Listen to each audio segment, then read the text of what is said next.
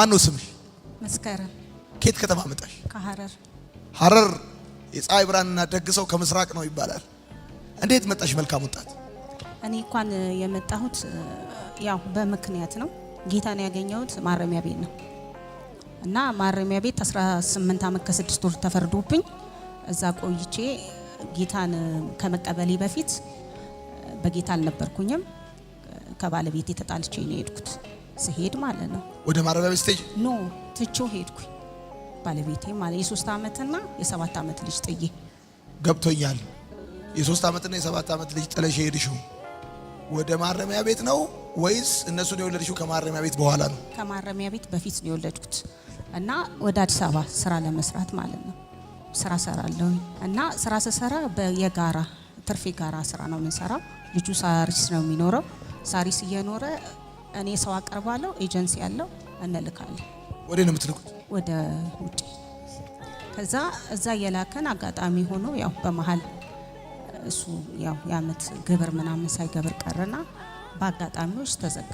በሰዓቱ ሊበሩ የተዘጋጁ ልጆች ነበሩ፣ የጂሌ ፓስፖርት ማለት ነው። በዛ አጋጣሚ አስቸኳይ ጊዜ አዋጅ ነበረ፣ ተያዝኩ። እዛ ተፈረደብኝ፣ ገባው ማረሚያ ቤት። ስንት ዓመት ተፈረደብኝ? 18 ዓመት ከ6 ወር። ስንት ዓመት ታሰርሽ? 9 ዓመት ከ8 ወር። ከዛ እዛ ያለውን ከዛ በፊት ባለቤቴ በጌታ ነው። የታሰርሽበት ዋነኛ ጥፋተኛ የተባልሽበት ምክንያት ምንድን ነው? ሰዎች ዝውውር፣ የሰው ዝውውር። ከዛ በጌታ ነበር እሱ። መታሰሬን ደውዬ ነገርኩት። በሰዓቱ የሚጠይቀኝ ሰው የለም ነበረ። ስጠይቀው እንኳን ነው ያለው፣ እሰይ ነው ያለኝ። በዛን ሰዓት ያው ውስጤ ሾክ አረገ፣ ተሰማኝ፣ አዘንኩ። እንዴት እንዲህ ይለኛል የሚለውን ነበር ያሰብኩት እና አሁንም ስደውልለት መምጣት ፈቃደኛ አልነበረም። በቃ ለምንድን ነው አልኩኝ። ከዛ የሆነ ያው ሰው ነኝና ውስጤ የሆነ ነገር ያስባል። እሱ በምክንያት ነው እንኳን ያለው። ባትታሰሪ ኖሮ ልትሞች ትችይ ነበረ ነው እና ያው የገባውና ያልገባው እኩል አይደለም። እሱ በጌታ ነው፣ እኔ በጌታ አይደለሁም። ከዛ አጋጣሚ ሆኖ ልጄ 10ኛ ዓመቱ መጣ። ትልቁ ልጄ ነው የሚለኝ፣ መስከረም ብሎ አይጠራኝም። መልካም ወጣት ጀምሯል የሚባል አለ ነው ያለኝ እና እኔ ምን ላርገው አልኩት። ተከታታይ ምን አገባኝ፣ አይ እይ ግድ የለሽም ይለኛል ልጄ። ማረሚያ ቤት ሆነሽ? ማረሚያ ቤት። የት ማረሚያ ቤት የታሰርሽ? የተያዝኩት ቃሊቲ ገብርኤልን የሚያቃለ እዛ ነበረ። ከዛ ከመፈረዱ በፊት ያው የኔ ምቾት ሳይሆን የከሳሾቹ ምቾት ነው የሚጠበቀው በሰዓቱ። እኔ ጥፋተኛ ነኝ፣ የነሱ ምቾት ተብሎ ደብረ ብርሃን ማረሚያ ቤት ነው። ከዛ ያው ነገሮች ሁሉ ያው እንደገባው ውጪውንና ማረሚያ ቤቱ እኩል አይሆንልህም። ማረሚያ ቤት ሆኜ ያው ስራ በጣም ወዳለሁ፣ ተፍ ተፍ ማለትም ወዳለሁ። በማረሚያ ቤቱ አመራሮች አንስቶ እስከ ከፍተኛ ድረስ በጣም ቢስቱ ሆንኩኝ። እዛም ሆኜ የሆነ ስራ መፍጠር ጀመርኩ። ከዛ አሁንም ባለቤቴ ሊጠይቀኝ አልመጣም። ከዛ የሆነ ሰዓት ላይ ያው መለኛ ሆንኩ፣ እዛም እሰራለሁ። እዛ ስሰራ የምትሰራው ስራ ሁሉም ህጋዊ አይደለም፣ ህግ ወጥ የምትሰራው ስራ ያው ከሰዎች ጋራ ወይ የተላለ ምናምን ነገር ትቀባበላለ፣ ትደራለ። ውስጥ ስርቆት አይደለም፣ ህግ ወጥ ነው።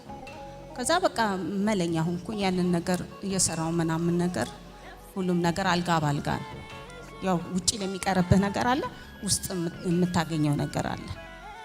መጨረሻ ላይ እንደዛ ሆኜ ሳለ ልጄን አገኘሁት። ስልክ አስገባ፣ ስልክ ማውራት ጀመርኩ።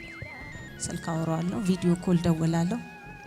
ልጄን ብቻ ነው፣ ትንሹንና ትልቁን እሱን አያወራኝም። እዛ መጨረሻ ላይ ልጄ ሊያስታርቀን እስኪ አንቺ ግድ የለሽም ይሄንን ፕሮግራም እዩና የሆነ ታሪክ ነገረኝ። እዚህ እንትን እያልክ በጥይት መቶት ይቅር ያለውን ሰውዬ ታሪክ አወራኝ። እሺ ከዛ ስለው አንዳንድ ምስክርነቶች ይነግረኛል ልጄ። ከዛ ስለው የሆነ ልጄም በፍቅር ማውራት ጀመረ። ከዛ ቀጠለ። እስኪ ክፈች አለኝ። እሺ ባባ እያልኩኝና መክፈት ጀመርኩ ፕሮግራሙን። ከዛ መክፈት ጀመርኩኝ ፕሮግራሙን። ስል ቻሌንጆች ተጀመሩ። ማየት ጀመርኩ። ከዛ ቻሌንጆች በጣም ከምልህ በላይ ተጀመረ። በቃ በጣም ተጀመረ። እንዲህ ነው ከምልህ በላይ ነገሮች እየተሻሻሉ ይሄዳሉ ብዬ ነበር የምጠብቀው። ከዛ ነገሮች እየባሱ መጡ። ከዛ አይ በቃ እንዲህ ነው ባባዬ ይሄ ነው ብዬ ስለው ኧረ ይሄ ለመልካም ነው እግዚአብሔር እኮ ነገሽን ስለሚያስብ ነው ይላል። ባክ እግዚአብሔር የለም እግዚአብሔር ዞን 5 ነው ያለው እላለሁ ይለኛል። በቃ ፍታ እንዲያትበለኝ ባባ ጸጥ ብለ የራሳችሁን ኑሮ ኑሩ፣ እኔ በራሴ ዓለም ልኑር ተወኝ ልጄ። ለአባቱ ፍቅሬ ነው ባለቤቴ ስሙ። በእናት እሷ እኮ በጣም መልካም ወጣት እየተከታተለች ነው። በጣም ጥሩ ነገሮችን እየነገርኳት ነው። እዛ ፈቅደውላታል። አዎ። ከዛ መጨረሻ ላይ ግቢ አስተዳደር የሚባል አለ። ቤት አስተዳደር እናት ያንቺ ፍላጎት ብቻ አይደለም የሚጠበቀው የሌሎቹንም መብት መጠበቅ አለብሽ ፕሊስ። ከዛሬ ጀምሮ ይሄ ጴንጤ ቻናል ምናምን ቴክ ኬር አለች። እሺ። ከዛ የሆነ ነገሩ እየሳበኝ መጣ። የሆነ ጉጉት ስልክም በጣም ክራውድድ ሆነ። መደበቅ ጀመርኩኝ። ሳሙና ሰርቼ ስልኬን ሳሙና ውስጥ መክተት ጀመርኩ። ሳሙና አብክቼ ምናምን አድርጌ ሳሙና ውስጥ ከተትኩኝ። ዘጋው ስልክ ላልተወሰነ ጊዜ ቢሮ እየሄድኩ መደወል። በጣም ጠሉኝ፣ አስጠላኋቸው። ሁሉ ነገር ጨለመብኝ። መጨረሻ ላይ እግዚአብሔር ይችላል፣ ነገሮች ለበጎ ይሆናሉ፣ ልቀጥል ይሄን ነገር አልኩኝ። ቀን አላይ ለሊት ያለው ቻናል ቀን አላይም በጭራሽ ለሊት ያለው። ከዛ ተከሰሱ። እየረበሸችን ነው፣ እያስጮኸችብን ነው አሉ። በቃ እግዚአብሔርን ጸሎት አልችልም፣ ምን ተብሎ እንደሚጸለይ አልችልም። እግዚአብሔር የሚያደርገውን ያውቃል ብሎኝ ለእንዴ ልጄ ልደውል አልኩና አንድ ሌሊት አወጣውና ባሌ ጋር ደወልኩ። ረጅም ጸሎት አደረገልኝ። ነገሮች እግዚአብሔር ሲናገር አለ የመጨረሻሽን እና የመጀመሪያሽን መሀል ላይ ያለው ነገር አይነገርም። በየትኛውም ሰዓት በየትኛውም ጊዜ የምታሳልፊያቸው ነገሮች በሙሉ አልጋ ባልጋ አይሆንልሽ እባክሽን አለ። እሺ በቃ እዛ አይ አንቺ ወዲያው ጌታን እንዳገኘሽ ወይም ወደ ጌታ መቅረብ በፈለግሽ ሰዓት ጥሩ ነገር ይገጥመኛል ብለሽ እንዳታስቢ። እነኚህን ነገሮች ከተወጣሽ በኋላ እመኚኝ አለ። እመኚኝ። አሁን ስንት አመት ታሰርሽ አለ። 4 አመት ታሰርኩ። አይዞሽ ያልቃል ይለኛል። በቃ በጣም ትሪት ያደርገኛል። ከዛ መጨረሻ ላይ ሙሉ ወንጌል ቸርች በጣም እገዛ ያደርጋሉ እኔ ያለሁበት ቸርች። ከዛ መጡ። ጌታን ተቀብዬ ጥምቀት ከወሰርኩ በኋላ በቃ በጣም የሌለ ፓወራቸውን ጨምረው ውጊያ መጣ። ከዛ አንዳንድ ኢንፎርሜሽን ሰሙ አመራሮች። ቤት ተፈተሸ፣ ስልክ ይውጣ ተባለ። ስልክ የተረፈ ሌላ ነገር ምንም እንትን የለም። በዛም ውስጥ ሆኜ ግን ስራ ሰራለሁ። አንድ ሚኒጅን እኔ የምገዛው 130 ብር ነው ከውጭ ሳስገባ፣ እምሸጠው 1,000 ብር። ከዛ እና ሲጋራ እሸጣለሁ። ስገዛ በ3 ብር ስሸጠው 50 እና 100 ብር ሸጠዋለሁ። ወደ ወንዶቹ ጋር እልካለሁ። ከዛ መጨረሻ ላይ እንደዚህ ሊያገለግሉን ሲመጡ ክርስቲያን እኔ ብቻ ነኝ ያለው እዛ ግቢ ውስጥ። በጣም ረጅም ጸሎት ተደረገልኝ። እግዚአብሔር አሁን አንቺ ማትፈልጊውን ነገሮች ለሰዎች እያደረግሽ ነው፣ እባክሽን አቁሚ ያለኝ ሰው። እኔ እኮ አላርግም እንዴ ለምን እንደዚህ ይለኛል? የሆነ እንትን የለም። በቃ እግዚአብሔር ካልፈቀደ ይቀራል። በመሀል ጦርነት መጣ። ከዛ ያለኝን በዛ ብር ያካበትኩትን በጫት በሲጋራና ባረቄ እየሸጥኩኝ ያመቻቸዋቸውን ነገሮች በሙሉ እንዳለ ዲሞን ይሆን አንዲት ነገር ሳይቀር ማለት ነው።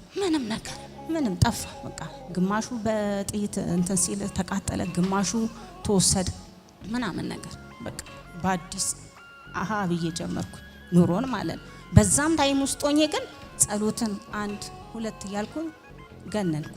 በጣም ነጥቄ ወጣሁ። እግዚአብሔር ይመስገን። መጨረሻ ላይ ይሄ ነገር እንዳለ ሆኖ ይሄን ስራ ተውኩኝ። አመራር ተቀየረ። አመራር ሲቀየር እኔን ቤት አስተዳዳሪ ሆና እንዲህ የምታሾረኝ ሴትዮ እሷም ወረደች። ከፍርዳቸው ቆይታ ተብሎ ማን ተሾመ? እኔን ሾሙኝ። እዛ ግቢ ውስጥ ቤት አስተዳደር ብለው ማለት ነው። ቤት አስተዳደር ተብዬ ተመደብኩኝ። ከዛ ቴሌቪዥን እኔ አልከፍትም፣ ማርሲል በጭራሽ እንዳከፍት ማዕቀብ ተጥሎብኝ እግዚአብሔር ረዳኝና ቴሌቪዥን ፍላቷን ገዙልኝ፣ ዲኮደር እንዲሁም የራሴ የሆነ ነገር ተገዛልኝ። ቻናሉን በስነ ስርዓት መጠቀም ጀመር። አልፎ ተርፎ ሌሎች ሰዎችን አብረው የሚኖሩትን ማለት ነው እዛ አጠገብ ያሉትን ደህንነት ማስተማር ጀመረ። እነኚህ ልጆች አሁን ይሄ ባለቤቴ ነው። እነኚህ ጌታን ተቀበለው እዛ ቤት ከሰሩት ነገሮች የተነሳ ያው መጸጸት የሚባል ነገር አለ። ከዛ የተነሳ እኔም ባለፍኩበት መንገድ ያለፍኩበትን ታሪክ እያወራኋቸው ይሄ እነኚህ 6ቶቹን ጌታን ተቀበሉ እዛው ግቢ ውስጥ ማለት ነው። ከዛ ቀጠልን መኖር ስንጀምር ፍቃድ ተሰጠኝ። ሻይ ቡና ጀመሪ ተብሎ እጅ ስራ አሰልጣኝ ሆንኩ። ጸጉር ቤት ስልጠና ሰጡኝ። በቃ ነገሮች ሁሉ አልጋ ባልጋ ሆኑልኝ። በጌታ በመሆኔ አተረፍኩኝ። በሁለተኛ ደረጃ ደግሞ ብዙ ነፍስም ማዳንኩ ከጌታ ጋር ጌታን የምናመልክበት ቦታም ተሰጠን። እንደዛ እያደረግን ህይወት ቀጠለች። ምን ያህል ጊዜ ሆነሽ ከወጣሽ? አመት ከእስር ቤት ከወጣሽ? አዎ 9 ዓመት ታስረሽ? 9 ዓመት ባመክሮ አይደለም ታሪክ አለው። አሁን ስወጣ ራሱ ሰው እንደዚህ ከኔ ኋላ የገቡት ልጆች 25 ዓመት 20 የተፈረደባቸው በአንድ ሶስተኛ ይወጣሉ። እኔ ደግሞ የተከሰስኩበት አንቀጽ 909 የሚባል አንቀጽ ምህረት የለውም፣ አመክሮ ብቻ ነው ያለው። ባመክሮ ደግሞ በጣም ብዙ ይቀረኛል። ከዛ መጨረሻ ላይ ምን ተፈጠረ? ባለቤቴ ሁሌ ምን ይለኛል?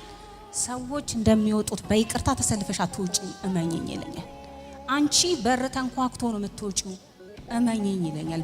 በርሽን አንኳክተው ያለሽበትን ዶር ነይ ዕቃሽን ይዘሽ ነው የምትወጪው ይለኛል ሁል ጊዜ። ከዛ መጨረሻ ላይ ባልተዘጋጀውበት ታይም ነው ገና ደርሷል። አመራሩ አስጠራኝ።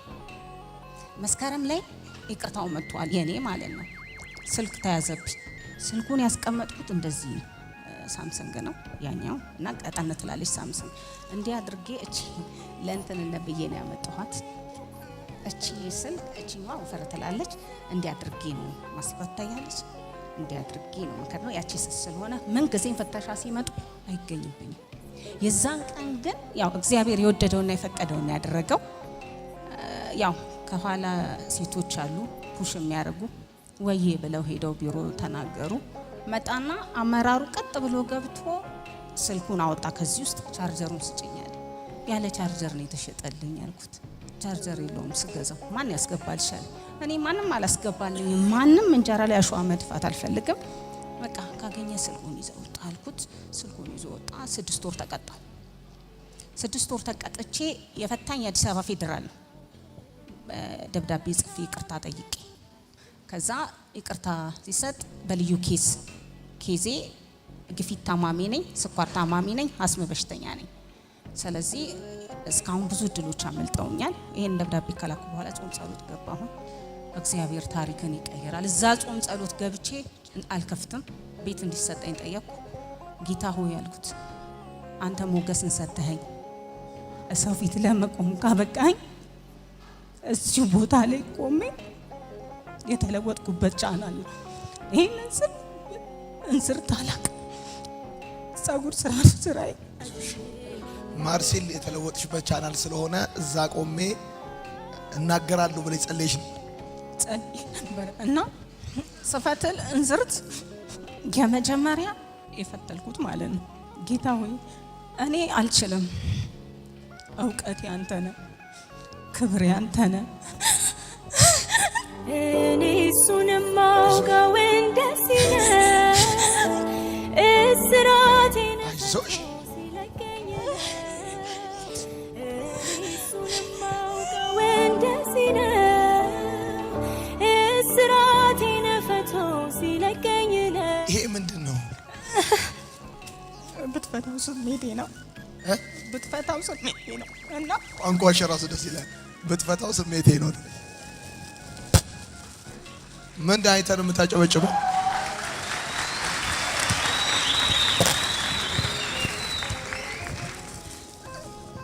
እሺ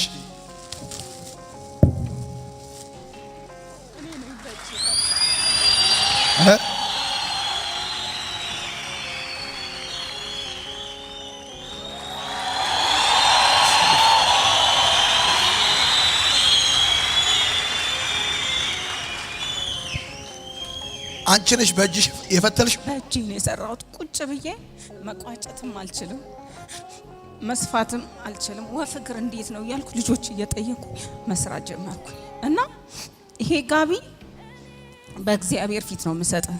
የሌለ የመጨረሻ ምርጥ ተብሎ የተሰራ ጋቢ ነው። ደብረ ብርሃን ምድርን የሚያውቅ ሰው አለ። ቄጤማ ስራ ይባላል ይሄ ስራ። በህይወት ምርጡን ስራ ሰርተህ ታውቃለህ አልኩት ሸማኔውን። ቄጤማ ስራ ሰራለሁ። በእናትህ በጣም ለምወደው ለማከብረው ሰው የምሰጠው እባክህን አልኩት። ኧረ አብሽር በቃ ይሄን ያህል እንትን ወይ በልኝ እሺ ብዬ ማጉን ፈትዬ ሰጠሁት፣ ሰራልኝ እና ይሄንን አደርጋለሁ ብዬ ከእግዚአብሔር ጋር ቃል እኔ ልሰጪኝ yes እስር ቤት ሆነሽ? አዎ ማርሲል እያየሽ ተጽናንተሻል? ከምልህ በላይ በህይወቴ ላይ ብዙ ነገርና ምን አለ መሰለ እንዲህ ማርሲልን እያየው ሴጣንን አየነው እንዲህ ነው ምናምን ሲሉ ሳክስ ይመስለኛል። ሴጣን አካል ለብሶ በራሱ ማለት ነው። እነ ጓደኞቼ ምናምን ይወጣሉ ሲፈታሉ የ25 ዓመት የ20 ዓመት የ19 ዓመት ምናምን ይፈታል እስረኛ። እኔ ግን 18 ዓመት እንዴት አልፈታም? ሁሌ ይቅርታ በወጡ ቁጥር አለቅሳለሁ። ከዛ አንድ ቀን ተንበርክኬ ጸሎት አድርጌ ተነሳሁ። 9 ዓመት ከ8 ወር ታስሬ እስከ ጨርስ አልጋ አላቅም።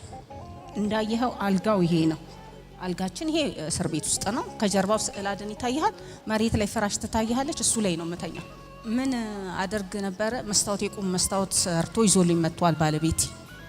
ከዛ ሁልጊዜ ራስሽን እያየሽ ይለኛል፣ ነገ የኔ ነው እሻገራለሁ እያልሽ ጸልይ ይለኛል። ሁሌ መስታወቱን ይዞ የመጣበት ምክንያት አይገባም ብሎት ለምኜ ነው ያስገባሁት። ከዛ ተንበርክኬ ጸሎት አድርጌ ቀና ስል ከትይ ብለው ስቀው አሮጊቷ 9 ሰዓት ነው መስሎሻል የምትፈቺ መቼም አትወጪም አሉኝ። ምን እማማ ሰናይት እኔን አልኩና ዞር ስል እማማ ሰናይት አልጋቸው ላይ ነው ያሉት። ከዛ ዞር ስል ዝቅ ይሆን የፍስጋት የለም። ቀስ ብዬ ከመስታወቱ ሸርተት ብዬ ፍራሼ ላይ ሰውነቴ ቫይብሬት ነው ያደረገው። ኔክስት ቀጣይ ላይም ሶስተኛው ላይ ያለችው ልጅ እንዲሁ መታ እንዲህ ትፈታተነኛለች። ቶሎ ብዬ ለባለቤቴ ፍቅሬ ወይ ኧረ እንዲህ አይነት ነገር በጣም እያስቸገረኝ ነው፣ እንዴት ለኔ ትነግሪኛለሽ? አንቺ ክርስቲያን አይደለሽ እንዴ? አትቃወሚም? ገና ምን አይተሽ ተቃወሚ ይለኛል። ተቃወሚ። ስለዚህ ውጊያውን ታውቂዋል ከምልህ በላይ በጣም ደስ ብሎኛል። ይሄ ያመጣሽልኝ ጋቢ ደግሞ ይገርምሻል እንዴት ቆንጆ እንደሆነ ስሪቱም ራሱ ያስታውቃል። በጣም ክረምትም ነው ዝናብም እየዘነበ ነው ቡናም አለ። በጣም ነው የማመሰግነው ስለተጽናናሽ ስለበረታሽ እግዚአብሔር መልካም ስላደረገልሽ። በመጀመሪያ ልጇ ስንተኛ ነው? ለልጇ አንድ ጊዜ ለልጇ። ሁለተኛ ባለቤቷ ስንተኛ ነው? አንደኛ።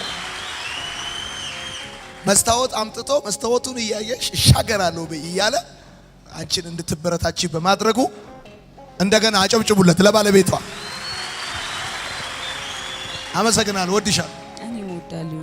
ደስ ብሎኛል በእውነት ቴንክ ዩ ሶ ማች ብሎኛል። እሺ ወዬ ስላልሽ በዚህ አጋጣሚ ልጆች ያላችሁ ታውቁታላችሁ። የልጆቼን እድገት አላውቅም። ልጄ አሁን ላይ ማለት ነው ትምህርት ቤት ደርሶ ሲመጣ አምንም ቤቱን እንዲህ እየተንጠራራ ምኖርም አልኖር አይመስለው። ምክንያቱም የሚሄድ ነው የሚመስል። ትልቁም ልጄ ልክ እንደዛው እና እድገታቸውን አላውቅም።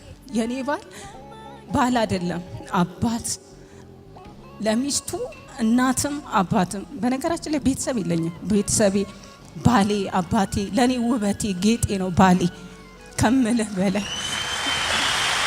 አጨብጭቡለት። አንደኛ ነው አንደኛ ነው። እንደዚህ አይነት ሰው መሸለም አለበት። የሆነ ነገር ይሸለም የሚል ሰው እና እናትሽም አባትሽም ውበትሽም ጌጥሽም ነው ባሌ። እስር ቤት በገባሽ ጊዜ አልጎዳሽም ማለት ነው። አረ በዚህ ሰዓት ጨውና በርበሬ እየበላ ሚስቱን 9 ዓመት ከ8 ወር የሚጠብቅ ወንድ አለ? የለም። ከምልህ በላይ አምነዋለሁ። ከምልህ በላይ እውነት። እና የኔ ባል ከዓይን አምሮት ከስጋ ምኞት ጌታ ሆይ ሰውረኝ እያለ ቀን ከሌሊት የሚጸልይ ባል ነው ያለኝ። ኩራቲ ነው ከምነግርህ በላይ። ምንድን ነው የሚሰራው? አናጺ ነው። ግን እግዚአብሔር እኔ ከተፈታው በኋላ በትልቁ ነው የባረከን። አሁን ፎርማን ሆኖ ነው ኮንትራክት እየወሰደ ፎቆችን ማዲያዎችን ምናምን ይሰራል። የት ከተማ? ሀረርም ዝዋይ። አሁን ደግሞ ኮንትራክቱን የወሰደው ዝዋይ የሚባል ሀገር ነው። ዝዋይ እዚህ ጋር አሁን ፎርማል ሆኗል። ማነው ስሙ? ፍቅሬ ወዬ በለያ ፍቅሬ። ለፍቅሬ ሙሉ ሱፍ ይገዛለት፣ ሙሉ ሱፍ ይገዛለት። ለአዲስ ዓመት ለእንደዚህ አይነት ምርጥ ባል ለሚስቱ እናትም አባትም ጌጥም ለሆነ 9 ዓመት ለጠበቀ ድንቅ ባል እንኳን አደረሰ ብለን አሁን ከዚህ ስትሄጂ ነገ ሳይዙን ይነግርሻል። ደውለሽ ጠይቂዋለሽ። ከኔ መሆኑን እንዳትናገሪ እሺ። ሳይዙን ጠይቂዋለሽ፣ እንገዛለን። ስትሄጂ ቆንጆ ሱፍ ከከረባት ሸሚዝ ጋር እንልክለታል። ወድሻለሁ